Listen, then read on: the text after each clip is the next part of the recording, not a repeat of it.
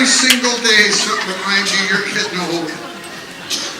You know you're getting old when parts of your body begin to go through their own midlife crisis. Your face decides it doesn't want to be a face anymore. For whatever time it has remaining, it would like to live out a childhood fantasy and become a chin. So the skin from your face, your chest says, I'm not going to be a chest anymore. I don't want to work that hard. I'm going to retire and move south and become a stomach. Your once tight athletic thighs give up, loosen their grip, ooze down your leg like tapioca as far as they can go toward the floor, re-solidify as swollen ankles.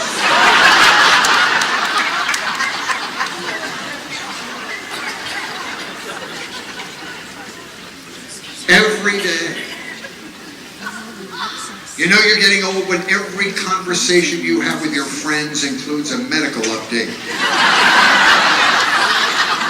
Well, it's been a good week for me, Bob. My Apple stock went up and my PSA went down. Knock on wood. Say, Bob, how's that new sprinkler system you put in out of the house? I could use a new sprinkler system myself, if you know what I mean. Mine's more like drip irrigation.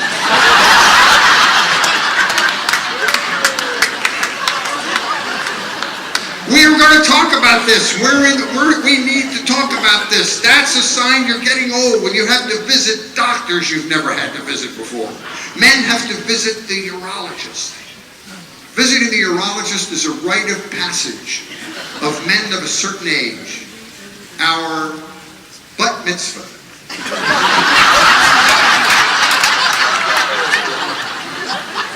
It's very scary the first time you go to the urologist. You're looking around the room at all these 85 and 90-year-old men going, oh my God, this is a reunion of Civil War veterans. I was so scared the first time I went to the urologist's office. I'm sitting in that waiting room, nervously leafing through the December issue of American Prostate magazine, saying to myself, I certainly hope Dr. Weinstein is gentle. I've never met the man, but in just a few short minutes, he's going to be spelunking in the Fritz cave. And all I know about him is he got a 4 rubber glove rating on Yelp. Coincidentally, Yelp is the sound I'll be making during the examination. We're going to talk about this. That's why we're here. This is the conference on aging, and I'm going to talk about it. A sad thing occurs to men. Face the reality. When you're a young man, your entire life is controlled from this area. All of your major decisions are made from this area. Then you become an old man, and your entire life is controlled from this area. All of your major decisions are made from this area, but for a completely different reason. When you're a young man, it's the bedroom. When you're an old man, it's the bathroom. But the symptoms are identical. You have strong urges. You have thoughts about doing it on the average once every 3.5 minutes. And when you're finished, if it's a really good one, you shiver. These are the issues. We're going to talk about this. Old people, listen, here's the reality. Old people pee more frequently. Young people pee all at once. Because young people are all about instant gratification.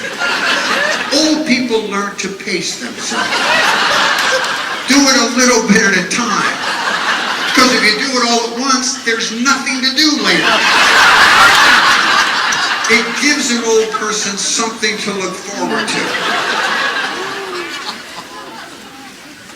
Wherever you go in life, you spend spend most of your time trying to figure out where you are in proximity to the closest bathroom.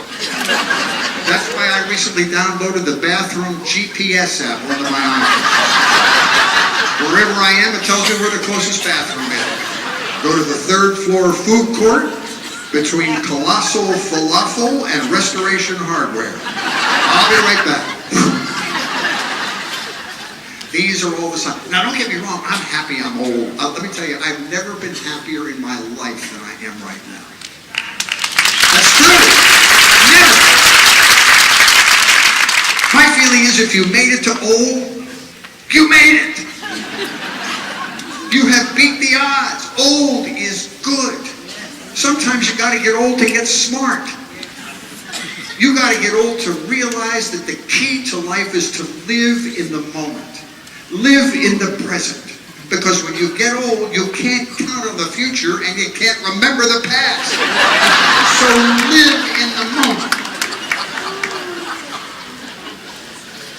You got to get old to get smart.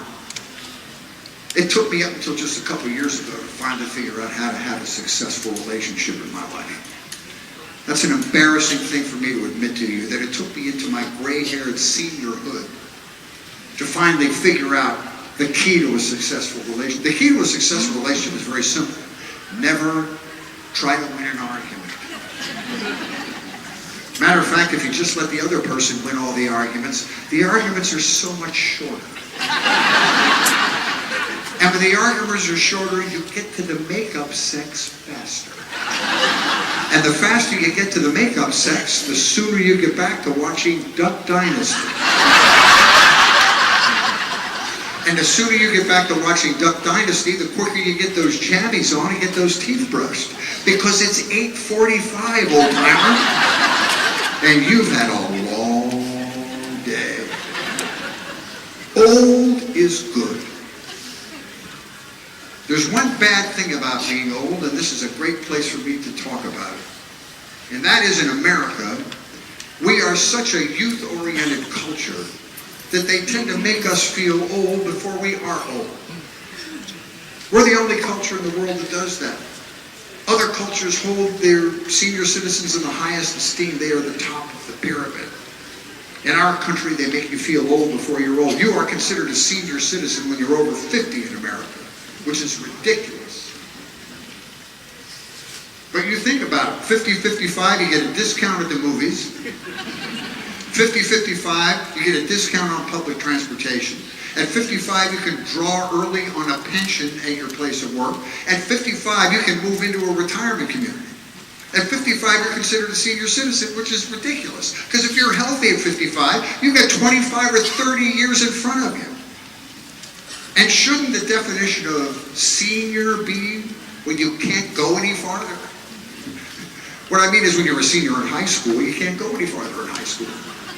So call me a senior citizen when I can't go any farther in life. When you see me eat with a bib and put tennis balls on the legs of my walker, then please refer to me as a senior citizen. But not at 55. At 55 with a hip replacement and a Viagra, I could be a porn star.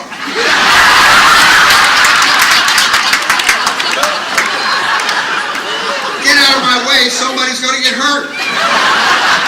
Don't tell me I'm old until I'm old. When I get old, I'll be happy to be old. I'm looking forward to getting nice and old, because when I get old, everybody else will still be stuck in the 405 during Carmageddon. Not me. I'll be chilling out on a park bench, wearing bedroom slippers, talking to a pigeon. Here's a gluten-free crouton for you, darling.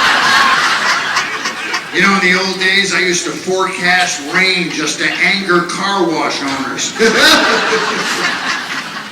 Don't tell me I'm old till I'm old. And when I get old, don't feel like you have to patronize me to make me feel better. I feel great. Don't patronize. Oh, Fritz, you're not old and gray. You're becoming the silver fox. Shut up. Oh, Fritz, those aren't age spots on your hand. That's just your tan imploding. Shut up. I'm fine. I am so happy to be the age I am today. And statistically, mathematically, I'm going to be old for a long time. We were talking about genetics earlier. One of the positive genes I got from my parents is longevity. People in my family, even those who try to pickle themselves with alcohol and cigarettes, tend to live a long time. I have a 95-year-old mom, still kicking butt and taking names.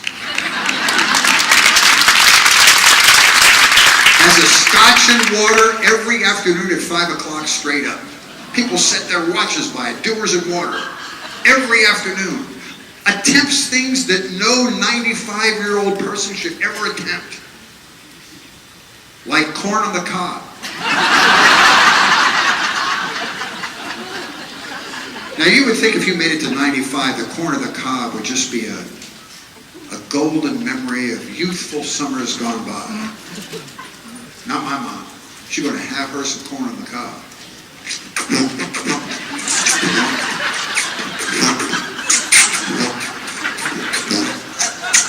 Not really eating the corn on the cob. Just kind of nursing the corn on the cob. When she's finished, the corn is still on the cob. All the color has gone out of the kernel. She's my hero. 95 and full of life. She lives in Vero Beach, Florida. Moved there from Pennsylvania after my father retired, because that's what people from Pennsylvania do. They retire and they move to Florida. Thousands do it every year. The great Metamucil migration, where seethers gather up their personal belongings and head south to the promised land, to live out their remaining years somewhere where the temperature never drops below their age. Florida, the Sunshine State, where in summer it's so ungodly humid that people walk out into traffic just to feel a breeze from a passing car. My father's gone now, so my mom moved into this fancy retirement community they have all over Florida called the Royal Palm Estates for active seniors. Now, active senior doesn't believe she plays tennis 3 times a week. It just means she still has the mental capacity to inflict guilt from 3,000 miles away.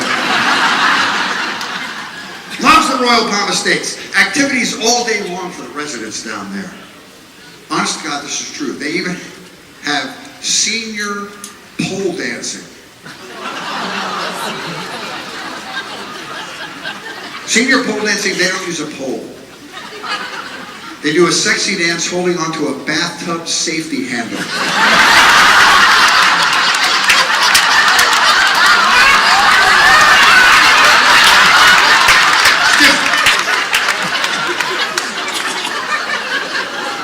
She's my hero. My mom's hobby is going to Costco.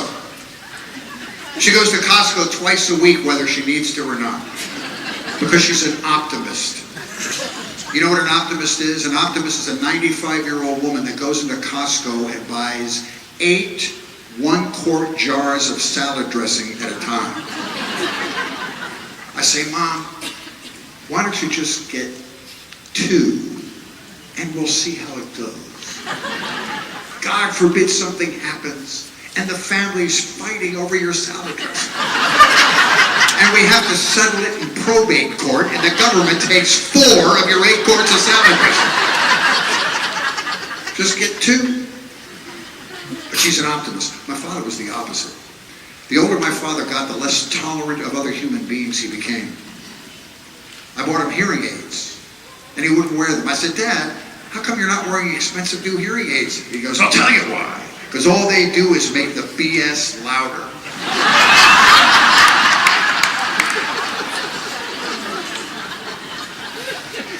And this is the second part of my point. You know what made him cranky? Retiring too early. They made him feel less productive at a young age, and he just lost his sense of self. That's what happens. I'm never going to retire. Willingly.